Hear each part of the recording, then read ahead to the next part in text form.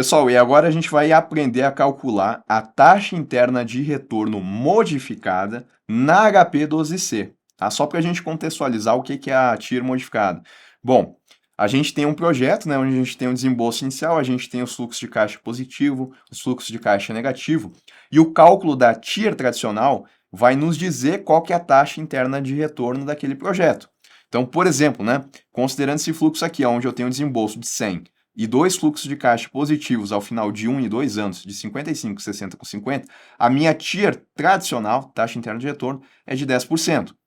Só que a TIR tradicional, ela considera que os fluxos de caixa positivo, eles estão sendo reinvestidos à própria taxa interna de retorno. E isso nem sempre é realista, tá?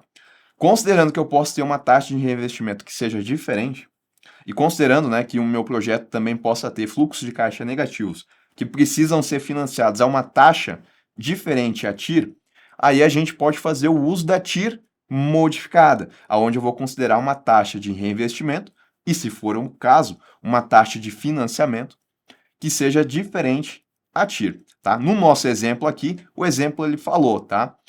A taxa de reinvestimento dos fluxos de caixa positivos é de 8% e a taxa de financiamento do capital é de 10%. Como eu não tenho fluxo de caixas negativos aqui, eu não preciso me preocupar com essa taxa aqui de financiamento de 10%, tá? Nesse caso, eu só me preocupo com a taxa de financiamento, que é de 8%.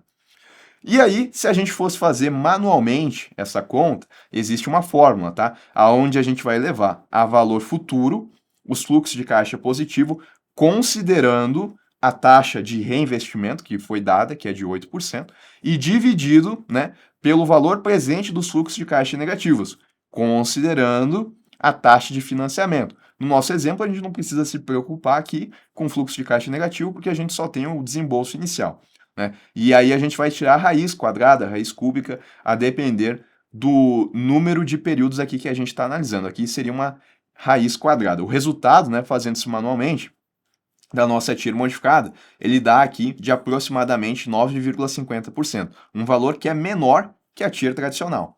Bom, na HP12C a gente vai trabalhar com esses valores então, tá bom? Primeiro passo aqui, F CLX para zerar a memória. E aí a gente vai começar a informar os valores para levar a valor futuro, considerando a taxa de financiamento. Então, 55G CFJ, 60 com 50G CFJ também, e a gente vai colocar a taxa de juros de financiamento. Da onde que está surgindo esse 8 aqui que a gente está colocando? O enunciado ele tem que trazer para nós, tá? Que a taxa de reinvestimento ela é de 8% nesse caso, tá? Então, 8I. E aí a gente vai apertar o F, PV e CHS.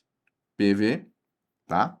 E vai clicar aqui no 2N para a gente levar isso daqui a valor futuro. Então, 2N, que são os períodos, tá? E o FV. E aí a gente vai ter o valor futuro considerando essa taxa de reinvestimento, 119,90. Essa parte, inclusive, tem aqui na fórmula, tá? Bom, 100 CHS PV. E aí a gente vai... Isso é o desembolso inicial, tá? No nosso caso, a gente não tem fluxo de caixa negativo. E a gente vai clicar aqui no I para chegar na TIR modificada.